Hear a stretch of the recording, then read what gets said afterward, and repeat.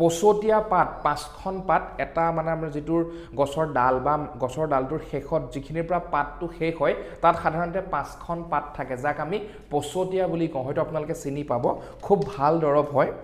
পচতীয়া পাত পানীত সিজাই আপোনালোকে সেকনিৰে সেকি পানীখিনি ঠাণ্ডা কৰি আপোনালোকে কুলকুলি কৰিব খুব এটা ভাল ৰিজাল্ট পাব কাৰণ পচতীয়া গছৰ পাতত বিষনাশক গুণ আৰু বীজাণুনাশক গুণ থাকে তো পচতীয়া পাত খুব এটা ভাল ৰিজাল্ট হয় আপোনালোকে যদি দেখা পোৱা নাই গুগলত মাৰিলেও পাব পচতীয়া পাত শেৱালি গছৰ পাত দুখিলামান আপোনালোকে ল'ব খুন্দি ৰসটো উলিয়াই পানীত গৰম কৰিব আৰু সেই পানীখিনি ঠাণ্ডা হোৱাৰ পিছত আপোনালোকে কুলকুলি কৰিব পাৰে আৰু মৌজোলৰ লগত আপোনালোকে চাহৰ দৰে বনাই খাবও পাৰে শেৱালি ফুলৰ ৰস ঠিক আছে বা শেৱালি ফুলৰ গছৰ পাতৰ ৰসটো আপোনালোকে মৌজোলৰ লগত চাহৰ নিচিনাকৈ বনাই পানীৰ লগত খাব পাৰে আৰু পানীৰ লগত গৰম কৰি ঠাণ্ডা হোৱাৰ পিছত আপোনালোকে কুহুমীয়া হৈ থকাৰ অৱস্থাত কুলকুলি কৰিব পাৰে বহুত ভাল ৰিজাল্ট পাব তো পচতীয়া পাত আৰু শেৱালি গছৰ পাত খুব ভাল ৰিজাল্ট পাব আপোনালোকে তাৰ পিছত আমাৰ গাঁৱত পোৱা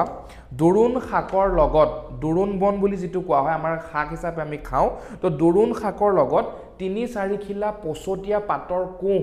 পচতীয়া পাতৰ নতুন পাত যেটো ওলাই আমাৰ কোহ পাত বুলি কয় তো সেই কোহ পাত লগত জালুক আদা